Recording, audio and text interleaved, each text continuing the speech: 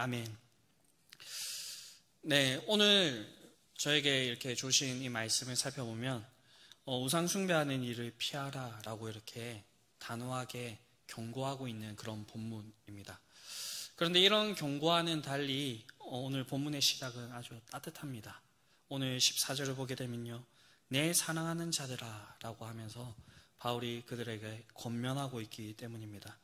이 말이 무엇이냐면요, 바울이 이들에게 하는 권면은 그냥 질책이나 책망이 아니라 그리스도 안에서 하는 사랑의 경고임을 우리는 알 수가 있습니다. 그렇기 때문에 15절에 바울이 얘기하고 있는 것이 우리가 지혜 있는 자가 되어서 이 말씀을 잘 받아서 우리 스스로를 이렇게 판단할 수 있는 그런 말씀이 되어 보았으면 좋겠습니다. 성경에서 오늘 우상 숭배를 하지 말라. 네, 이거는 저희가 어디에서 더 자세하게 알 수 있냐면 저희가 십계명에서 이러한 조문들을 볼 수가 있죠. 십계명의 제1계명은 너는 나 외에 다른 신을 내게 두지 말지니라. 제2계명은 너를 위하여 새긴 우상을 만들지 말고 또 위로 하늘에 있는 것이나 땅 아래 물속에 있는 것에 어떤 형상도 만들지 말며 그것에게 절하거나 섬기지 말라라고 그렇게 이야기를 하고 있습니다. 십계명을 시작하는 이 1, 2계명에서 하나님 외에 다른 신을 두지 말고 그것을 만들지도 절하지도 섬기지도 말라라고 그렇게 말씀을 하고 있습니다. 특별히 이 십계명이 주어진 그 배경과 그리고 그 서문을 살펴보게 되면 하나님께서 우선적으로 이 계명을 하나님의 백성이 되고자 하는 그 이스라엘 백성들에게 주어주셨음을 볼 수가 있습니다. 서문을 보게 되면 나는 너를 애굽 땅 종되었던 집에서 인도하여 낸 내 하나님 여호와니라 라고 그렇게 이야기를 하고 있습니다. 실제로 이 성경을 저희가 찬찬히 쭉 읽어보다 보면요, 하나님께서 이 이스라엘 백성들을 자신의 백성을 삼으시기 위하여서요 모세를 보내셨고요, 10가지 재앙을 지나게 하셨고요, 홍해를 건너게 하셨고요, 그리고 이 광야에서 불, 구름, 기둥으로 그들을 인도하시면서 그들을 시내 산까지 인도하셨습니다. 이런 사실을 통해서 우리가 알 수 있는 것은 하나님께서 십계명을 주어주신 것도, 그리고 오늘 본문의 말씀에서 이 우상 숭배를 피하라 라고 하고 있는 그 말씀의 대상이 우선적으로는 하나님의 백성이 된 자, 그리고 예수 그리스도로 말미암아 하나님의 자녀가 된 우리들에게 하고 있는 말씀임을 우리가 알 수가 있습니다. 그렇기 때문에 오늘 말씀은 아주 저와 여러분들에게 중요한 말씀입니다. 그렇다면 왜 이 우상 숭배가 우리에게 이렇게 나쁜 것일까라고 했을 때 뒤에도 좀 살펴보겠지만 이 우상 숭배를 통하여서 하나님과 대적하게 하고요, 그리고 우리가 겪지 않아도 될 그런 시험들과 유혹이 우리에게 다가오기 때문입니다. 여러분들은 이 우상 숭배가 어떤 것이라고 생각을 하십니까? 성경을 보게 되면요, 나무 목상을 만들고 석상을 만들고 거기다 절하기도 하고요, 해와 달과 별들과 여러 가지 아주 크게 보이는 나무들과 바위들과 그런 자연들에게 이렇게 절하는, 그를 섬기는, 비는 그런 행위들로 묘사가 되긴 합니다. 오늘날에 혹시 여러분들 중에서 이렇게 우상 숭배를 하시는 분이 있습니까? 하면 안 되지만 오늘날 이 세상에 보게 되면요, 가끔 이러한 분들이 여전히 있는 것 같습니다. 요즘에 이제 나오는 드라마들을 보게 되면 귀신을 주제로 한 이제 드라마들이 많이 나오는데 거기 보면 여전히 이제 무당들과 이제 그런 자연들을 섬기는 그런 샤머니즘의 그런 모습들이 많이 있다는 것을 볼 수가 있습니다. 그런데 하나님을 믿는다라고 하면서 이렇게 하는 사람들은 없을 것입니다. 그렇다면 우리가 여기서 한 가지 생각을 해볼 수가 있는 것은, 그러면 우리가 직접적으로 이런 행위를 하지 않는다라고 해서 우상 숭배를 하지 않는 것일까? 라는 이런 생각을 해볼 수가 있는데, 오늘날의 우상 숭배는 아주 교묘합니다. 그래서 우리 사람의 심리를 이용을 하고요, 그리고 우리가 자각하지 못하였을 때 어느 순간에 우리에게 스며들어와서 하나님보다 우리 속에 스며들어 있는 그것들이 더 높아져 있는 그러한 현상들을 보게 됩니다. 어떤 사람에게는 사랑하는 가족이 될 수가 있고요. 어떤 사람에게는 자신이 노력해서 이룬 그 결과물들이 될 수가 있고요. 그리고 여기 학부모님들 많이 앉아 계신 것 같은데 학부모님들에게는 자신의 자녀들이 될 수가 있고요. 학생들도 좀 앉아 있거든요. 학생들에게는 자신이 이제 했던 그 공부 그리고 그 공부에 대한 결과가 그러한 것들이 우상이 될 수가 있는 것입니다. 그런데 오늘 성경에서 분명히 얘기하고 있는 것은 우리가 두 마음을 품을 수 없다는 것입니다. 우리가 하나님을 섬기든지 우상을 섬기든지 분명히 한 가지를 선택해야 된다라는 것입니다. 중간도 안 됩니다. 왜냐하면 우리는 요한계시록에 예수님께서 하셨던 그 말씀을 기억하죠. 라오디아에 대해서 책망한 것을 기억할 수가 있습니다. 내가 미지근하여 뜨겁지도 아니하고 차갑지도 아니하니 내 입에서 너를 토하여 버리리라 라고 그렇게 말씀하고 있습니다. 이런 선택의 기로에 있어서 사도 바울은 우리에게 분명히 이야기를 하고 있습니다. 성도로서 우상 숭배를 단호하게 거절해야 된다라는 것입니다. 우리가 이렇게 우상 숭배를 거절해야 되는 그 이유가 뭐냐면요. 먼저는 우리는 거룩하신 하나님께 속한 사람들이기 때문입니다. 오늘 본문 16절을 보게 되면요. 우리가 축복하는 바 축복의 자는 그리스도의 피에 참여함이니 우리가 떼냈던 그리스도의 몸에 참여함이 아니냐라고 그렇게 이야기를 하고 있습니다. 바울이 이렇게 말하고 있는 대상은 앞에서 얘기를 했듯이 예수님을 구주로 삼은 하나님의 자녀들입니다. 물론 우리가 구원받은 것, 이것은 하나님과 나와의 개인적인 그런 일로 볼 수가 있습니다. 그렇지만 하나님께서 정하신 이 성례의 은혜 방편, 그리고 하나님께서 정하신 그 질서를 보게 되면요. 구원을 받은 사람들은 세례로 공적인 표를 하고요. 그리고 이 교회 안에서 정회원이 되어서 그리스도의 떡과 잔을 나누는 성찬에 참여하게 됩니다. 여러분들은 이 성찬을 어떤 것이라고 생각을 하십니까? 그저 성찬은 떡과 포도주를 나누는 그런 행사 중에 하나일까요? 저희 중등부 학생들을 좀 가르치다 보면 아이들 중에서 빨리 이렇게 세례를 받거나 입교를 받고 싶어 하는 애들이 있습니다. 그래서 물어보면 너 이게 성찬이 뭔지 아니? 라고 이렇게 물어보면 그냥 그건 잘 모르겠고 부모님들 그리고 그 옆에 있는 그 친구들이 생일이 빨리 지난 친구들은 중학교 3학년 때부터 이 성찬에 참여를 할 수가 있거든요. 그래서 그 떡과 포도주를 마시는 거, 나도 마시고 싶어가지고 빨리 이렇게 세례를 받고 싶다 이렇게 하는 친구들이 있는데, 성찬은 그러한 것이 아니지요. 성찬은 우리가 주의 거룩하신 몸과 피에 참여하는 것입니다. 많은 성찬식이 그리스도의 죽음만을 이렇게 강조하는 부분들이 많은데, 사실상 그리스도께서 다시 살아나신 것을 기념하면서 부활하신 그 예수님을 우리가 함께 이렇게 체험하는 것, 그것도 포함이 되어 있는 것입니다. 이처럼 우리는 성찬을 통하여서 예수님의 죽음과 그리고 부활하심에 동참함으로써 주님 안에 있는 그 생명을, 부활을 우리가 온전히 맛보게 되는 그러한 자리입니다. 그래서 우리는 이 성찬을 통해서 그리스도의 몸과 피에 참여하는 자들이 됩니다. 그렇다면 이러한 자리를 어떻게 살아야 될까요? 바울이 이제 갈라디아서에서 이런 자들이 어떻게 살아야 되는지에 대해서 우리에게 알려주고 있는데, 그것은 우리가 너무나 잘 알고 있는 갈라디아서 2장 20절의 말씀입니다. 내가 그리스도와 함께 십자가에 못 박혔나니 그런즉 이제는 내가 사는 것이 아니요 오직 내 안에 그리스도께서 사시는 것이라. 이제 내가 육체 가운데 사는 것은 나를 사랑하사 나를 위하여 자기 자신을 버리신 하나님의 아들을 믿는 믿음 안에 사는 것이라.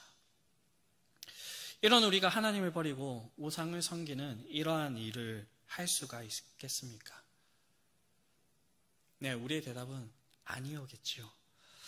우리의 사랑은 하나님뿐이시며 우리의 믿음과 신앙은 하나님을 향하여야 합니다. 그렇기 때문에 주의 백성으로 거룩하신 그리스도의 몸과 피에 참여하는 자들의 그 모양은 어떠한 모습이라도 이 우상 숭배하는 것을 단호히 거절해야 된다라는 것입니다. 우상숭배를 거절해야 되는 이 두 번째 이유는 주님과 귀신을 겸하여서 섬기지 못하기 때문입니다. 이건 앞에서도 언급을 했는데 우리는 두 주인을 섬길 수가 없는 그러한 존재입니다. 하나님만을 섬기든지 아니면 이 귀신만을 섬기든지 그렇게 해야 되는 존재라는 것입니다. 어떤 분들은 점집에 가서 점도 보고 사주도 보고 합니다. 그래서 이제 여쭤보면 집사님 왜 그러셨어요? 이렇게 물어보면 그냥 재미로 본 거예요 라고 이렇게 얘기를 하십니다. 그런데 우리가 재미로만 봤다고 하지만 그게 어느새 우리 마음속에 우리의 생각 속에 그 내용들이 담겨져 있는 것을 볼 수가 있습니다. 그리고 이것이 우리의 일상 중에 이렇게 영향을 끼치는 그 모습을 볼 수도 있습니다. 그렇다고 한다면 이게 단순히 재미로만 봤다라고 할 수 있는 문제일까요? 네, 아닐 것입니다. 우리 그리스도인들은 우리의 마음에 주님의 말씀을 채우고 말씀이 우리의 삶에 영향을 미쳐야 되는데 그냥 점집에 가서 들었던 이제 그런 다른 귀신들이 하는 그런 이야기를 듣고 그것을 마음에 두고 있는 것은 바르지 않습니다.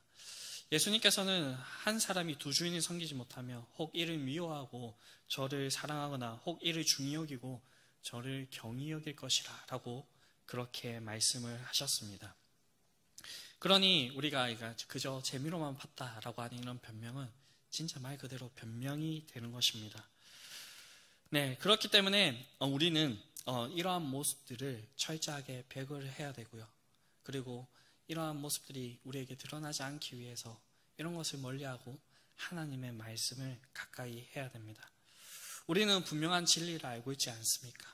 우리가 믿는 하나님만이 유일하신 하나님이시고 이 세상을 창조하신 분이시며 그리고 지금도 온 우주 만물을 운행하고 계시는 만왕의 왕이라는 사실, 그 하나님만이 참 신이라는 것을 우리는 알고 있습니다. 이런 하나님을 믿는다고 하면서 다른 이제 귀신들에게 기웃거리는 것은 하나님을 향한 신앙을 타협하여서 버리는 것입니다. 하나님께서 그 출애굽한 이 이스라엘 백성들이 약속의 땅에 들어가게 되면 그 땅에 있는 모든 백성들을 진멸하라라고 하셨습니다. 그런데 이 이스라엘 백성들이 이렇게 유목생활, 떠돌이 생활만 하다 보니까 그 농사를 짓는 그 사람들을 살려두고 자신들이 힘이 있을 때는 그들을 이렇게 부리고 하는 그 모습들을 볼 수가 있습니다. 이 타협으로 인하여서 이 이스라엘 백성들 가운데에 끊임없이 문제가 발생하는 것을 볼 수가 있습니다. 그래서 여호수아서의 마지막에 가서 보게 되면요, 여호수아가 이스라엘 백성들을 모아놓고 이런 얘기를 합니다. 만일 여호와를 섬기는 것이 너에게 좋지 않게 보이거든 너희 조상들이 강 저쪽에서 섬기던 신들이든지 또는 너희가 거주하는 땅에 있는 아모리 족속의 신들이든지 너희가 섬길 자를 오늘 택하라. 오직 나와 내 집은 여호와만을 섬기겠노라. 네, 이런 이제 이야기를 하는 그 지경에 이르게 됩니다. 우리는 오직 여호와만 섬겨야 되는 그러한 존재들입니다. 이러한 사실을 잘 기억하시기를 간절히 바랍니다. 우리가 우상숭배를 거절해야 되는 마지막 이유는 이 우상숭배가 결국에는 하나님을 적으로 만드는 그러한 행위이기 때문입니다. 어릴 때에 보통 이제 동네에서 이렇게 놀이를 많이 해보셨을 그런 세대이신 것 같습니다. 저도 어릴 때에 놀이터에 가게 되면 형들이나 또래 친구들이랑 이렇게 하면서 다망구, 진돌 막 이렇게 하면서 팀 게임을 많이 했습니다. 그 팀 게임을 할 때에 어떻습니까? 이게 좀 다르더라고요, 지역마다. 저희는 댄디 이렇게 해가지고 팀을 나누거나 아니면 이제 좀 팀장이 될 만한 그런 친구들이 가위바위보를 해서 뽑습니다. 그럼 가위바위보에서 뽑는 사람은 어떤 사람 뽑을까요? 네, 우리 팀에 도움이 될 만한 사람. 얘를 데리고 오면 우리 팀이 무조건 게임에서 이기겠다라고 하는 사람들을 뽑습니다. 그럼 마지막까지 뽑히지 않는 친구들 뭐라고 부를까요? 깍두기. 네, 이 말은 같군요. 네, 깍두기라고 부릅니다. 네, 우리가 이 세상을 살아가면서 우리가 진정으로 팀을 먹어야 되고 이렇게 같이 해야 될 분이 누군가라고 했을 때 우리는 아주 분명하게 선명하게 대답을 할 수가 있습니다. 네, 바로 우리 하나님이라는 것입니다. 그런데 우리가 인생을 살아가다 보면요, 이 하나님과 팀을 먹어야 되는데 어느 순간에 이 깍두기와 같은 그런 존재들과 팀을 하고 있는 그런 모습을 볼 수가 있습니다. 왜 이런 일이 벌어질까라고 이렇게 생각을 해봤을 때 그것은 인생의 연약함 때문이겠죠. 예, 오늘 함께 다 읽지는 않았지만 앞선 본문을 보게 되면요, 출애굽 당시에 하나님을 대적했던 그러한 사람들이 있음을 볼 수가 있습니다. 8절을 보게 되면 음행을 하다가 하루 만에 이제 23,000명이 죽었던 그 사실을 기록하고 있고요. 9절을 보게 되면요, 불평불만하면서 하나님을 시험하다가 불뱀에 물려서 멸망했던 것, 하나님께서 주신 그 직분에 이렇게 불순종하고 다른 직분들을 탐내다가 땅으로부터 상kim을 받은 자들의 이야기들이 나오고 있습니다. 그런데 이들이 이것은 광야 생활에 있었던 그 이야기다 이렇게 얘기를 하고, 약속의 땅에 들어간 이 이스라엘 백성들은 다르다라고 그렇게 얘기를 할 수가 있을까요? 아닙니다. 약속의 땅에 들어간 이스라엘 백성들도 여전히 이와 같은 모습을 보였습니다. 그게 사사기에서 너무나도 잘 드러나고 있죠. 사사기에 이제 그 구조를 보게 되면요, 하나님께 범죄하고 하나님께서 심판하시고 백성들이 부르짖고 그리고 하나님께서 다시 그들을 구원하시고 회복시키시는 일이 끊임없이 반복이 됩니다. 그런데 우리가 중요하게 여겨봐야 될 그 부분 중에 하나가 무엇이냐면요, 사사기 초반에서 이러한 네 가지의 구조가 아주 선명하게 드러나는데 마지막에 가게 되면요, 더 이상 이 이스라엘 백성들이 부르짖으면서 회개하지 못하는 그런 모습들이 나타납니다. 스스로 이제 더 이상 하나님을 찾을 수 있는 그러한 능력들이 사라져 가는 것이죠. 왜 그렇게 되었을까요? 그것은 하나님과 같이 해야 되는 우리들인데 하나님을 계속해서 멀리하다 보니까요, 더 이상 이 하나님께서 어떠한 분이신지에 대해서 제대로 기억하지 못하고 그 하나님을 이렇게 찾지 못하는 지경에까지 이르게 된 것입니다. 그럼에도 불구하고 하나님께서는 그들을 구원하셨습니다.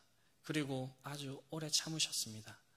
그러나 하나님께서는 사랑의 하나님이시긴 하지만 오래 참으시는 그런 하나님이시긴 하시지만 반면에 또 동시에 공의의 하나님이십니다. 그래서 하나님께서는 결국에는 이 이스라엘 백성들을 멸망당하도록 하셨습니다. 저와 여러분들이 이 세상이 하나님께서 창조하시고 지금도 살아계셔서 통치하고 있는 그런 분임을 고백합니다. 이 하나님과 우리가 같은 편이 되려고 한다면 우리가 어떻게 해야 될까요? 성경은 아주 분명하게 얘기합니다. 하나님과 함께하는 것은 하나님의 말씀이 우리에게 있을 때 가능하다. 그래서 우리가 너무나도 좋아하는 그 시편의 말씀을 보게 되면요, 복 있는 사람은 이렇게 하면서 하나님과 함께하는 사람, 행복한 사람은 어떠한 사람인가에 대해서 얘기를 하면서 주야로 말씀을 묵상하는 사람이라 라고 그렇게 이야기를 하고 있습니다. 그런 하나님과 우리가 함께할 때에 우리가 시냇가에 심은 그 나무가 철을 따라서 푸르고 열매를 맺는 것 같이 하나님께서 우리와 함께 하시며 우리를 지켜주시고 우리에게 가장 좋은 길로 우리를 인도하시는 분이 되신다라는 것입니다. 그렇다면 우리가 우상 숭배하지 않고 하나님을 온전히 섬기려고 한다면 우리가 어떻게 해야 될까요? 같이 14절을 다시 한 번 더 읽어보도록 하겠습니다. 고린도전서 10장 14절입니다. 그런즉 내 사랑하는 자들아 우상 숭배하는 일을 피하라. 바울은 피하라라고 그렇게 이야기를 하고 있습니다. 성경을 보게 되면요, 이 우상 숭배하는 일들과 시험과 유혹에 관한 이야기들이 많이 나오고 있습니다. 그 가운데서 실패한 사람들도 있고요. 그 가운데서 이 우상 숭배하는 일 그리고 이 시험과 유혹을 이겨냈던 사람들의 이야기들이 나옵니다.